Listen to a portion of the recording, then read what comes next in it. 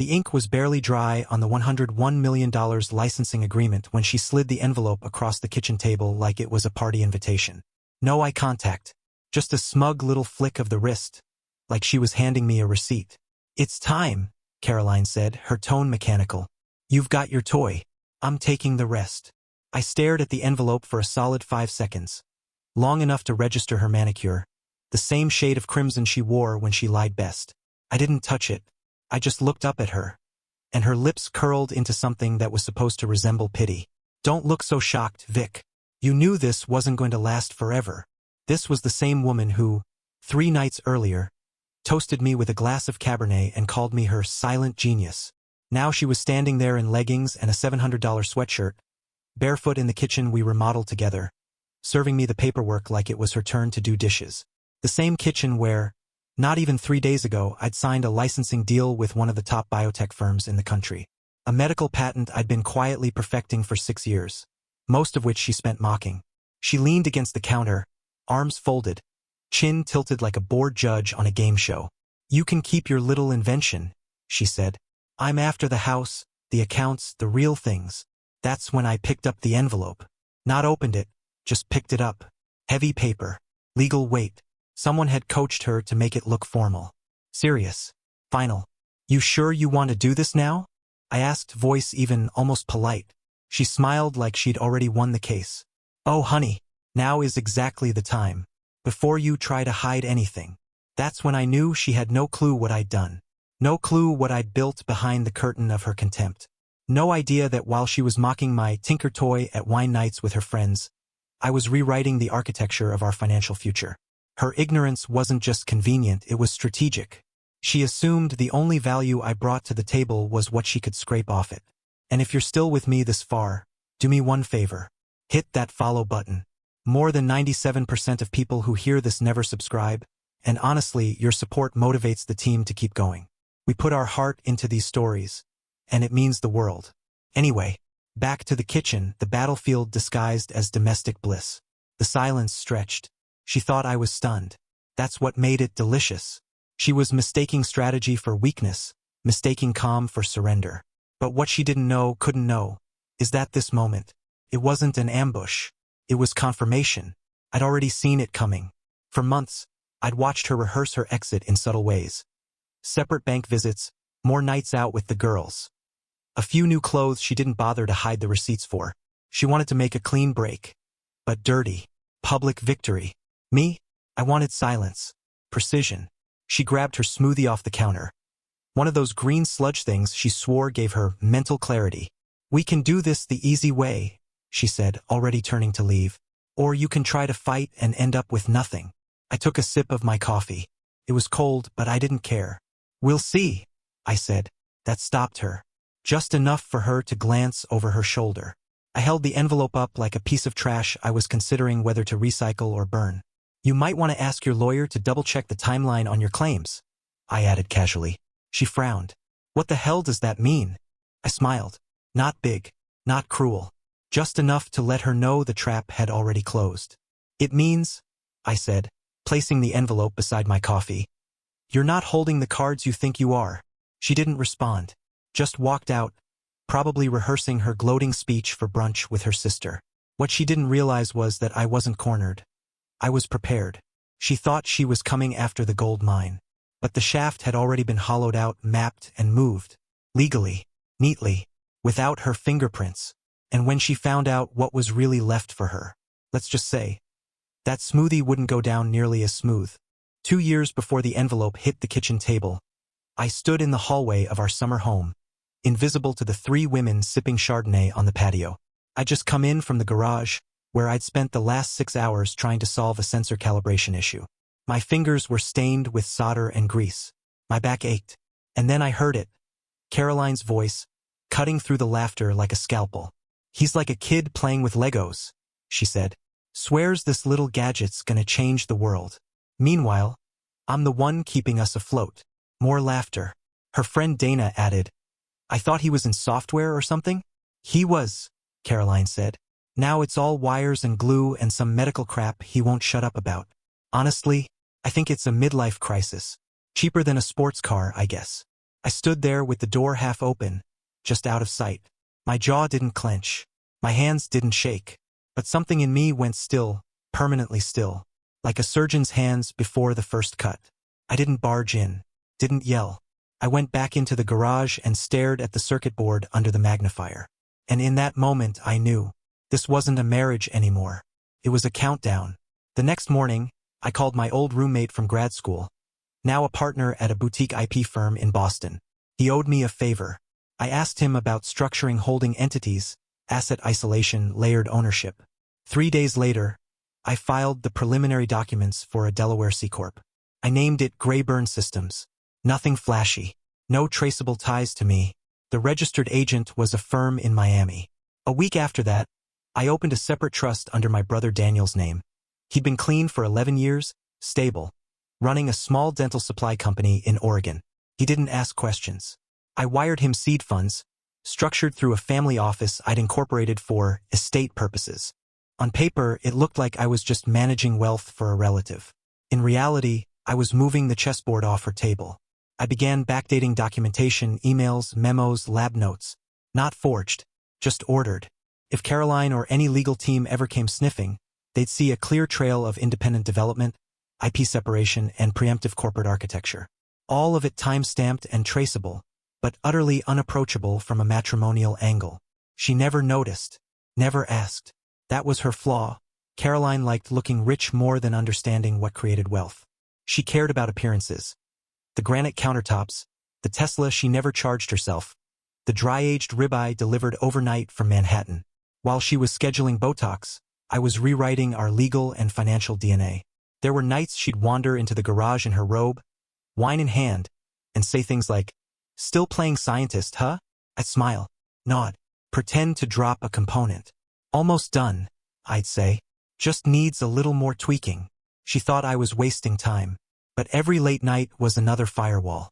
Every expense logged under a consulting budget or research prototype was another thread tied away from our joint accounts. I stopped contributing to our brokerage and shifted my salary into a SEP IRA under a new LLC I formed through Wyoming. I even sold my stake in a small real estate partnership, quietly, transferring the payout to an untouchable custodial account managed through Daniel's firm. The hardest part wasn't the work. It was the patience. Watching her parade around, bragging to friends about her clueless genius husband, while I built a fortress she'd never breach. I listened. I learned. I kept every receipt, every contract, every notarized form. I documented everything like I was prepping for war, because I was. One night, about 6 months before the deal closed, she came home tipsy from another networking dinner and collapsed on the couch. I covered her with a blanket, sat down in the armchair, and looked at her for a long time. I remember thinking, you have no idea how far gone I already am. Because that's the thing about betrayal, it's not always loud. Sometimes, it's a whisper through a cracked patio door. And sometimes, the real revenge is quiet, intentional, deliberate. She drank her wine. I built an empire. Caroline's version of morning looked like oysters and Dom Perignon. I saw it all unfold on social media, where dignity goes to die. A neatly filtered photo at a rooftop bar. Her head tilted just right. Lips around a flute of champagne. Captioned, "New beginnings." Kiss mark sparkles. She tagged her sister, Lila, and added a location. West End Prime. I'd taken her there on our anniversary last year. Guess she figured it made the symbolism cleaner. Like a burial with good lighting. The part that almost made me laugh was the comment underneath. "You deserve happiness.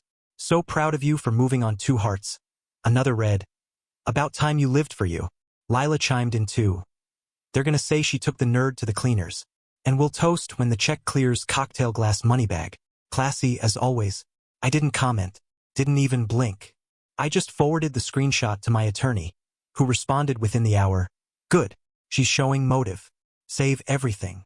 While Caroline ordered lobster and made jokes about prenups with 0 legal teeth, I sat in a glass-walled office downtown, reviewing tax shelter options with my strategist. His name was Paolo. Short, blunt, and allergic to inefficiency. "You structured the holding beautifully," he said, flipping through the documents. "If this goes to court, they'll assume you're hiding something, but you're not. You disclosed everything that's actually yours." "That's the point," I replied, sipping cold black coffee. "I've got nothing to hide. Nothing she can reach. Paolo smirked. You made your money clean. Now we make it untouchable. He walked me through the next steps, restructuring Grayburn's income streams into layered distributions routed through my brother's trust. The actual royalty payouts from the licensing deal were delayed by design. The contract stipulates a multi-phase milestone release. Nothing in my name until Q3 next year. And even then, it lands in a corporate account with a board that doesn't include me, technically.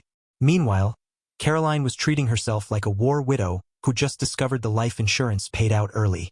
She shopped for new countertops, booked a wellness retreat in Sedona, swiped her card like it was a ticker tape parade, even went to a plastic surgeon for a consult. How do I know? She left the invoice in the center console of her Range Rover, the one still registered to our joint LLC. That same week, I received an email from her lawyer. Our client is prepared to negotiate a 60/40th split in her favor, citing lifestyle maintenance and the anticipated future valuation of the patent. I read it 3 times, not because I was shocked, but because the audacity was just so theatrical. They assumed this was like every other divorce from every other wealthy man. They saw a $sign with an engineering degree, figured I'd cave to avoid scrutiny. But I'd built something they didn't understand on purpose. Complexity isn't chaos when you design it that way. Caroline didn't know the patent licensing was tied to performance-based earnouts. She didn't know the revenue was non-liquid for another 9 months. She didn't know the corporation she was trying to split had a board resolution that automatically nullified partner equity in the event of divorce. But she did know how to celebrate herself. She booked a photographer for a freedom shoot. God help me, it was real. A sunset session in a wheat field, barefoot in a white dress, spinning like some kind of suburban divorce fairy. The pictures went up on her feed under the hashtag #reinvention. And through it all, she smiled. Smiled wide. Smiled drunk. Smiled in denial. Because in her mind, she'd won. She thought I was some poor sap who'd stumbled into success and hadn't yet realized how easily she could extract it. She thought the story would be, woman breaks free from repressed genius, finds herself, gets half. But what she didn't see, what none of them saw, was that while she was clinking glasses and posing for filtered applause, I was locking every vault, cross-checking every clause, and preparing a disclosure packet that would turn her dream into a myth. She thought she had me cornered. I hadn't even moved yet. The hearing room smelled like old wood and tension. That dry, recycled courthouse air clinging to every fabric surface, every whisper. Caroline walked in like it was a luncheon, heels sharp, hair glossy, wearing a pale gray blazer that said, "I'm here to take what's mine," with a smirk that added, "and humiliate him while I do it." Her lawyer, a man named Kessler, whose tie was more expensive than his judgment, carried a red binder stuffed with tabs, color-coded fury. They sat at their polished oak table, full of confidence and spreadsheets. Me? I sat next to my attorney, Lorna, who didn't do color. Just black. Black suit, black folder, black mood. She was half my size and twice as lethal. She hadn't spoken a full sentence since walking in. Just tapped one red fingernail on the manila envelope in front of her. 3 taps. That was her rhythm. The judge, a silver-haired woman with a stack of case files and no patience for theatrics, called us to order. Caroline crossed her legs like she was on a panel for a lifestyle blog. Kessler stood. "Your Honor, pursuant to our client's right to equitable division, we're requesting a full asset disclosure, specifically any intellectual property registered, pending, or otherwise affiliated with Mr. Renner's medical device prototype." He smiled toward the bench like it was a slam dunk. Caroline straightened in her seat, expecting the show to start. The panic, the backpedaling, maybe even a deal on the spot. But Lorna simply reached for her folder, removed 1 page, and slid it across the table like it was a dinner bill. Kessler frowned, picked it up. The judge adjusted her glasses. "Is this it?" Lorna nodded once. "Full disclosure." The judge scanned the document. And here's the thing, there was nothing flashy about it. No paragraphs. No inflated language. Just a clean line of text. Intellectual property, medical patent ref #22-391, BX, is wholly owned by Grayburn Systems, LLC. Incorporated in Delaware, March 3, 2021. Entity is legally and financially separate from the marital estate. The judge read it again. This corporation was founded prior to the divorce petition? Yes, Your Honor, Lorna said. 13 months prior.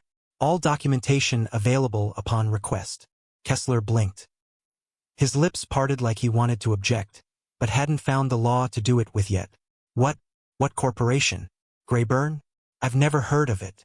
I leaned forward, folding my hands on the table. It's all right there, I said softly. Caroline turned to him, whispering something, clearly expecting a challenge, a rebuttal, something. Kessler leaned away and started flipping through his red binder. Hard, fast, papers flying. None of them had what he was looking for. What is Grayburn? Caroline asked louder now. The confidence in her voice cracked just slightly. She looked from Kessler to the judge to me.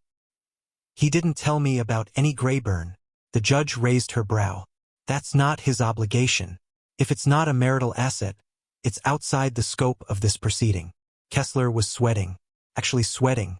We'd like to file a motion to investigate the financial relationship between Mr. Renner and this corporation. Already filed, Lorna said, interrupting.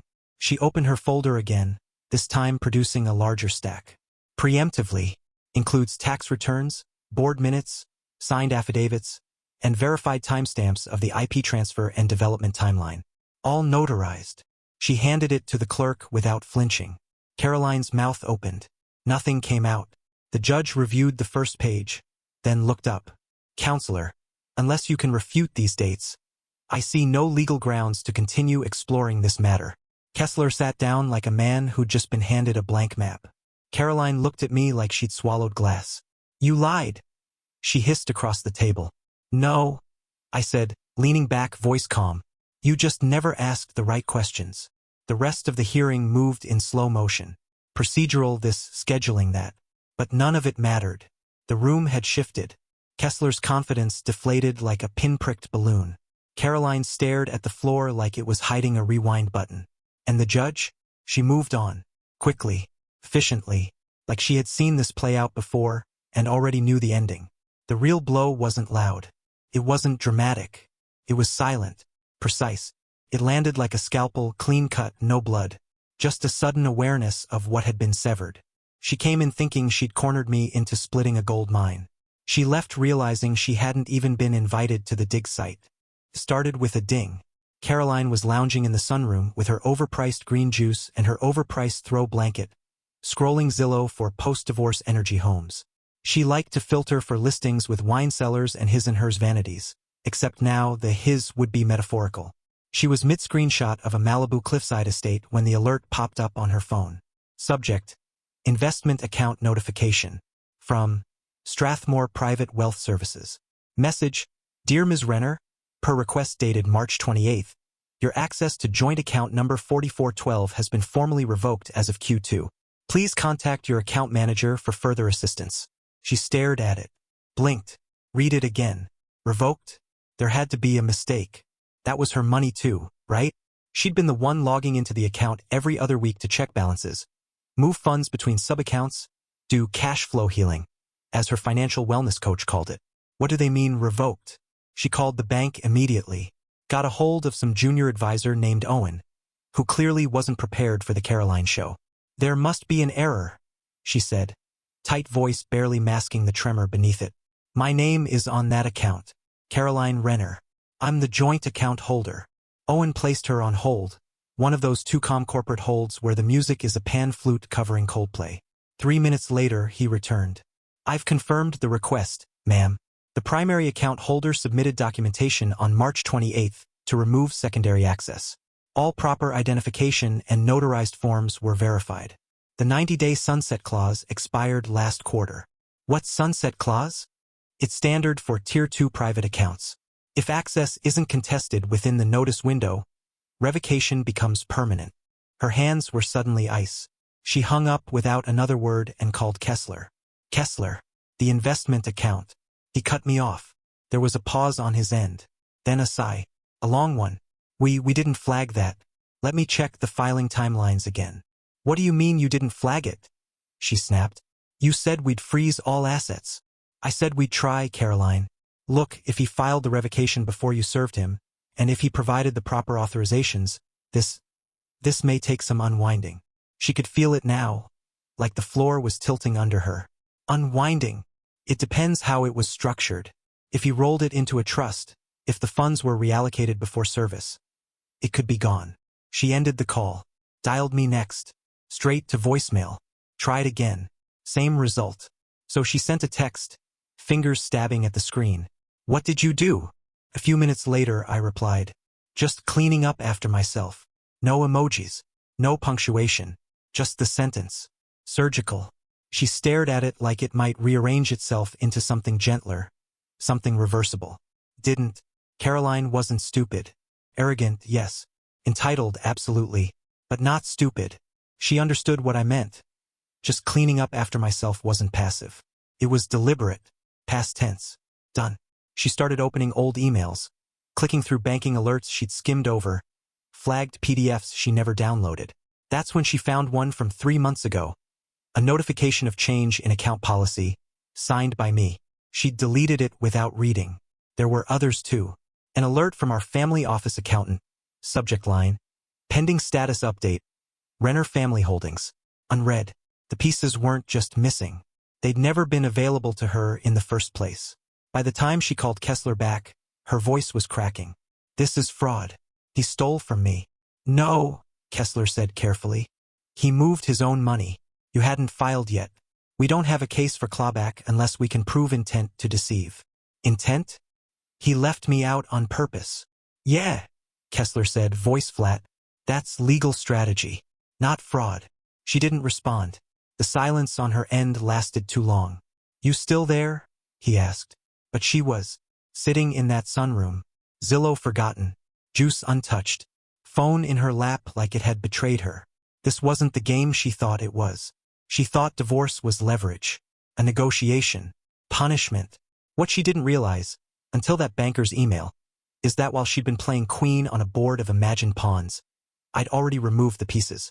All that was left for her to do now was watch. Watch as every door she assumed would open. Didn't. The first sign was subtle. Her usual brunch group switched the reservation to a different place, and forgot to text her. Caroline found out when she showed up at Mellis in her new linen jumpsuit and oversized sunglasses, only to be greeted by a bored hostess and an empty table. She waited 20 minutes. Called Lila, her sister, twice. No answer. Checked Instagram. There it was. A tagged story at a different restaurant across town. 4 of them, sipping Aperol spritzes, smiling like nothing had shifted. But it had. In the early days, she couldn't scroll her feed without seeing hearts and "Go Queen" comments. Her DMs overflowed with high fives, thinly veiled envy, and "If you need a girl's weekend, I'm in clinking glasses" messages. She was the star of her own post-divorce fairy tale. Power heels, manicures, photos in soft lighting captioned with words like resilience and rebirth. Now the likes had thinned. The messages were slower, colder, more formal. Comments dwindled into polite silence. And when she did meet up with the few still orbiting her social sphere, they were cautious. Asking polite, piercing questions that didn't sound like support. Like the moment over mimosas when Dana, nursing her 3rd Bloody Mary, blinked across the table and said, "So wait, I thought he invented that thing? The medical device." Caroline stiffened. "He tinkered with it, but I supported him for years while he played mad scientist." Dana stirred her drink slowly. "Yeah, but doesn't he technically own it?" Caroline laughed, too loud, too sharp. "You sound like his lawyer." Nobody joined in.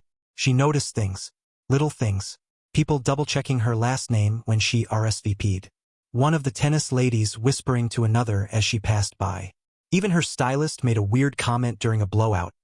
"So what's next for you now that the money stuff's complicated?" That week, she called Kessler 3 times. He returned only one. His voice was less confident than before. Measured. Distant. "We're still pursuing discovery avenues," he said. "But it's limited." He played it clean. She didn't like that word. Clean. It meant there was nothing to smear. No skeletons to drag out and shake in front of a judge.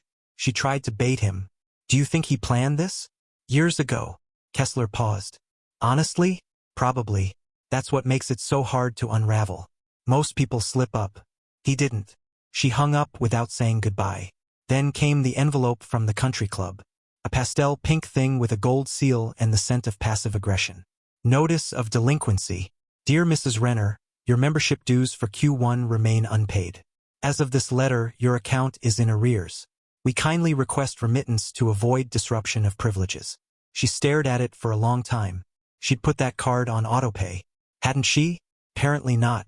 The joint account that used to pay for the club's automatic billing had been closed, or frozen, or restructured, or whatever the hell Victor had done to turn her name into a ghost in every system that once smiled at it. She called his sister, Laura. Straight to voicemail. Tried again. Nothing. Finally, she left a message. Something overly cheery, strained at the edges. Hey Laura, just wanted to check in. Maybe grab lunch? It's been a while. Miss you. Silence. Not even a courtesy reply. Caroline stared at her phone like it owed her something. She had once been the center of every social gathering. Victor's +1. The dazzling hostess with the catered sushi and the baccarat champagne flutes.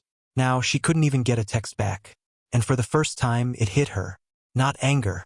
Not frustration. Emptiness. Because it wasn't just the money slipping. It was her image.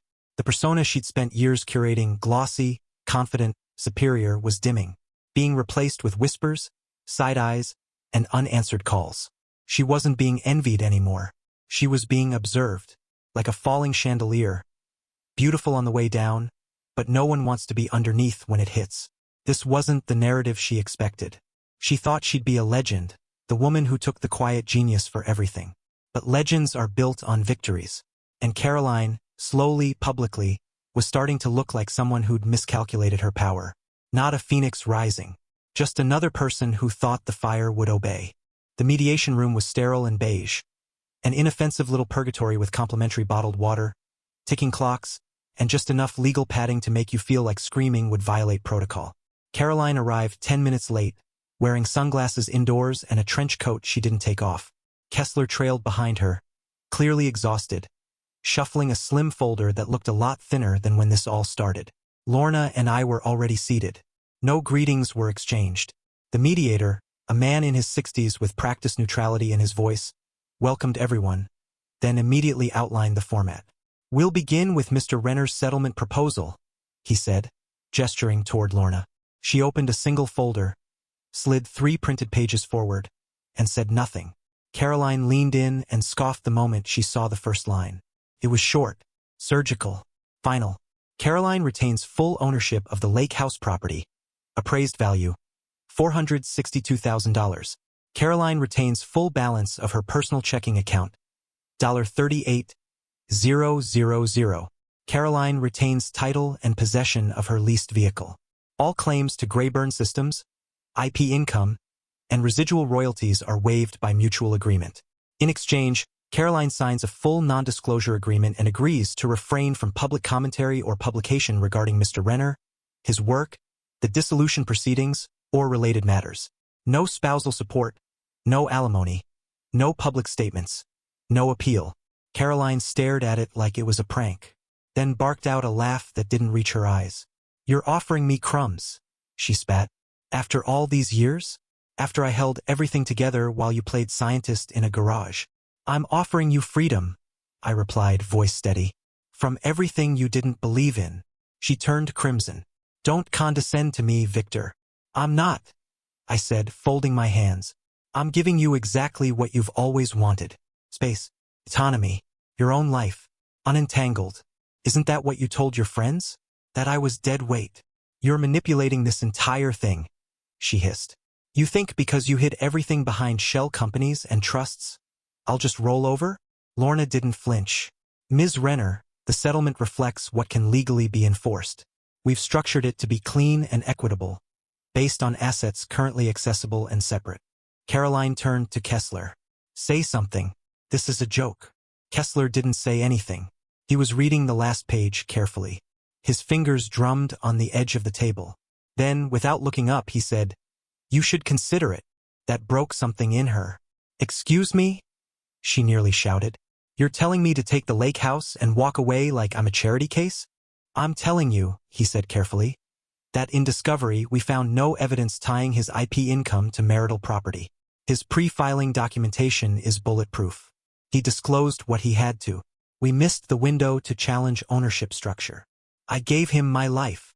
No, I said quietly. You gave me your opinions. About my work. About how I'd never finish. About how no one would ever buy something built in a garage like a high school science fair project. I remember those words. She turned to me, eyes wide and burning. So this is payback? No. This is paperwork, I replied. The difference is, I respected you enough to keep you protected. You just assumed protection meant ownership. She looked at the mediator, at Kessler, back at me. There were no allies in the room. No one leaping to defend her, to reaffirm the story she told herself, that she was the wronged party, the underestimated queen reclaiming her crown. Instead, she was being offered a soft exit before the entire structure came crashing down around her. She slumped in her chair, the defiance leaking out of her in slow drips. You're really not going to give me anything? I'm giving you a life without lawsuits, clean break, and privacy if you want it. The silence thickened. The mediator finally broke it. Ms. Renner, you have until next session to formally respond. We recommend you review the terms in private with your counsel. She didn't nod, didn't agree, just stared at the table, lips pressed tight, jaw clenched. But in her eyes, I saw it, realization creeping in like cold water. The empire she thought she'd burn down was fireproof. The money she thought she'd divide had already been reallocated, restructured, reimagined. The narrative she wanted, the hero wife who rebuilt herself on the ruins of a quiet husband, was falling apart at the seams. And in that moment I didn't feel angry, or vindicated. I felt done. Because Caroline didn't just underestimate me. She misunderstood what it meant to be underestimated. The motion hit the docket like a final Hail Mary from a team that never learned to play defense. Filed under request for declaratory relief, intellectual property marital entitlement, it was the legal equivalent of throwing spaghetti at the wall and praying a single strand stuck. Caroline, likely against her counsel's better judgment, pushed for it anyway. Maybe it was ego. Maybe it was denial. Or maybe, most likely, it was the creeping dread that she had nothing left to lose. The courtroom was smaller this time, quieter, fewer observers. Just the two legal teams, the judge, and the unspoken tension that always comes with desperate paperwork. Caroline walked in wearing black. It wasn't mourning, not exactly. More like a costume for the role she'd cast herself in. The betrayed spouse, wronged by technicalities and loopholes. Her makeup was meticulous, but her eyes were raw, sleepless. I could see it even from across the room. Her poise was now a performance, not a posture. The mask was slipping. Kessler stood to present the motion. His voice had lost the edge it once carried. He walked through the standard opening, listing the reasons for the challenge. The timing of the asset separation, the unclear valuation of the patent at the time of the Grayburn transfer, the possibility of concealed future earnings. Legalese built on smoke. Lorna didn't even bother standing to counter. She simply slid a stack of stapled documents toward the clerk. A second stack toward the judge. Timeline evidence, she said, dry as ash. Filing dates, patent drafts, incorporation papers, board meeting notes, bank transfers. All prior to the dissolution filing. All verified. All witnessed. Each notarized. She paused, then added. Also includes text message archives and email receipts showing Ms. Renner's awareness of the garage workspace, along with her disinterest in any of its financial operations. The term midlife Lego set appears in at least 4 communications. I didn't look at Caroline. I didn't need to. The judge thumbed through the paperwork, eyes scanning in silence. After 3 minutes, she looked up. Not at Lorna, not at me, but at Kessler. Counselor, did you review these documents prior to filing this motion? Kessler nodded slowly. We did, Your Honor. And you're still asserting that the plaintiff has a valid claim? He hesitated, visibly, then cleared his throat. We would like to withdraw the motion. Just like that. No fireworks. No shouting. No dramatic objections. Just a whimpering retreat. The judge raised an eyebrow, then scribbled something in her notes. Motion withdrawn by plaintiff. Entered into record. We'll adjourn for the day. The gavel hit wood. And it was done. Caroline didn't speak as we all stood. Didn't move even. She sat there for a second too long, as if refusing to believe that her last bullet had just turned to dust mid-flight. I watched as Kessler packed his things without looking at her. His motions were slow, almost sympathetic, but not quite. More like someone turning the last page of a book they didn't enjoy but had to finish. She finally rose, stiff, mechanical, and walked out ahead of him. I stayed behind. Lorna asked if I wanted to grab coffee. I said I'd meet her at the office. I needed a minute. Out in the courthouse parking lot, I spotted Caroline before she saw me. She was in the driver's seat of her SUV, parked crooked across the line, gripping the wheel like it might ground her. Her head was bowed, shoulders trembling. Not the kind of crying you post about, the real kind, raw, guttural. The kind that happens when the fantasy of control dissolves and leaves nothing behind but breath and salt. She wasn't sobbing because she lost the money, or the house, or the patent. She was sobbing because she lost the story where she wins. The one where she gets to say, I took him for everything. The one where she walks into brunch and everyone hushes and whispers, she owned him. That story was dead. And she knew it. I didn't feel joy watching her break. I didn't feel pity either. What I felt was distance. Like I was watching the closing scene of a play I'd left midway through. The lights were still on, the actors still performing, but I'd already walked out of the theater and locked the doors behind me. The final meeting wasn't held in a courtroom or some ornate legal office with shelves full of performative law books. It took place in a low-ceilinged conference room with flickering fluorescent lights and a faint odor of printer toner. No judge, no stenographer, just 4 people and 2 pens. Caroline entered first, this time with no fanfare, no makeup, and no high heels to clack like a warning shot. She wore a simple blazer and the same expression I'd seen once on a woman who watched her purse fall into a river. Stunned. Still. Too late. Kessler looked like a man whose retainer had already been wired and emotionally cached. His once confident stride had turned into a quiet shuffle. He mumbled a greeting to Lorna, then lowered himself into his chair like gravity had gotten heavier since the last time we met. Caroline didn't look at me. Not once. Lorna, professional to the last decimal, slid the agreement forward. 1 page. Clean. Cruel in its simplicity. No alimony. No claim to past, present, or future equity related to Grayburn Systems or its subsidiaries. No rights to future IP income, residuals, licensing fees, or stock conversion events. She retains the lake house, her personal checking account, her car. She relinquishes all use of the Renner name in professional or public representation. In return, silence. A binding non-disclosure clause spanning every continent with a Wi-Fi signal. No memoirs. No ghostwritten medium essays. No anonymous podcasts. No dinner party anecdotes. No leaked texts. No post-divorce TEDx talks. Just silence. Kessler slid the document toward her. She reached for the pen, then paused. Her hand trembled not theatrically, but involuntarily. A body coming to terms with power loss. You're really doing this? She asked, voice barely audible. I didn't answer with a speech.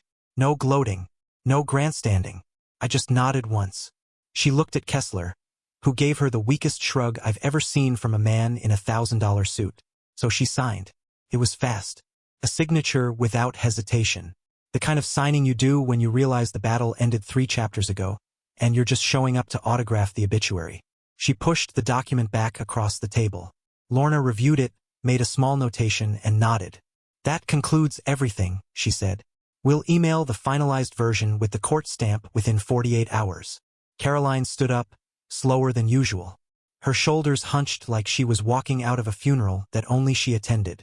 As she moved to leave, I pulled out my phone. Found the message I'd written hours earlier. Waited until she reached the door, then hit send. You never asked me what the patent was for. She stopped. I saw her read it. Her fingers clenched around the strap of her purse, nails digging into the leather. But she didn't turn around, didn't reply, just walked out. That was the last time I saw her. Later that night, I checked her Instagram out of habit. The champagne photo, the rooftop shot with the caption New Beginnings Kiss Mark Sparkles, was gone. Deleted. Not archived. Not buried. Just erased. Like it had never happened. Like she was trying to scrub the record clean of a story that had turned against her. There were no victory posts. No triumphant selfies. No sunset quotes about healing or rising. Just silence. Which, in the end, is exactly what she signed for. Strange, really. How loud people can be at the beginning of a war. The speeches, the threats, the rehearsed indignation. But when the walls hold, and the weapons misfire, and the crowd stops watching, that's when the real ending arrives. And it doesn't scream. It whispers. Or in her case, it deletes. The auditorium was dressed in navy and gold. Polished, understated, dignified. The kind of gala where the applause is measured, the laughter politely restrained, and the wine tastes like restraint. Outside, the building bore a new name. the Grayburn Center for Biomedical Innovation. Inside, the plaque waited to be unveiled beneath a velvet drape. I stood backstage, surrounded by faces I mostly recognized from LinkedIn profiles and conference calls. Some offered polite nods. Others came in for brief handshakes, saying things like, "Couldn't have happened to a better guy," or "Finally, a win for the good ones." It was all nice. None of it mattered. What mattered was who was standing at the podium. My son, 27, nervous, but steady. He looked out over the crowd and began, his voice cracking once, then leveling out. My father never bragged. Not when he could have. Not when it might have helped. Not even when it would have been easier to shout than to build. While others were laughing at what he was doing in a dusty garage, he just kept showing up. Every day. Every night. One more adjustment. One more failed sensor. One more hour no one saw. The room quieted. This patent saved lives, but what my father built was integrity. He didn't just invent a device. He invented a new way for people to breathe. Literally. Figuratively. And he did it without ever demanding credit from the people who doubted him most. There was a pause. And then the applause. When I walked onto that stage, it wasn't about the medal they pinned to my lapel or the check they presented to Grayburn Systems for future research. It wasn't about the applause or the camera flashes. It was about the silence. The kind that comes when a chapter closes and no one has to slam the book shut. Just a final page turned. In the back row she stood. Caroline. Alone. No champagne flute in hand. No photographer trailing her. She wore a dark coat, her arms crossed tightly over her chest. Watching. Not as the ex-wife of a man who once played with Legos, but as a stranger observing something she no longer understood. I saw her. Didn't flinch. Didn't nod. Didn't smile. Just turned back to the podium and adjusted the mic. The room waited. I held the award in one hand, cool and heavy, then said the only words that felt appropriate. To the ones who believed. The room erupted again, but I was already stepping down. Backstage, my son pulled me into a hug. He didn't have to say anything. He knew. Caroline remained in the back, unmoving, her expression unreadable. She didn't follow, didn't approach. And when the lights dimmed and the next speaker took the stage, she slipped out unnoticed, like the final puff of smoke from a snuffed-out match. That was the difference between us. She chased applause. I chased purpose. And when it was all said and done, no matter how many brunches she hosted or captions she crafted, her name would never appear on the walls of this building. Not in the press releases. Not in the patent records. Not in the footnotes. She was never the story. She was just the noise I had to outlive.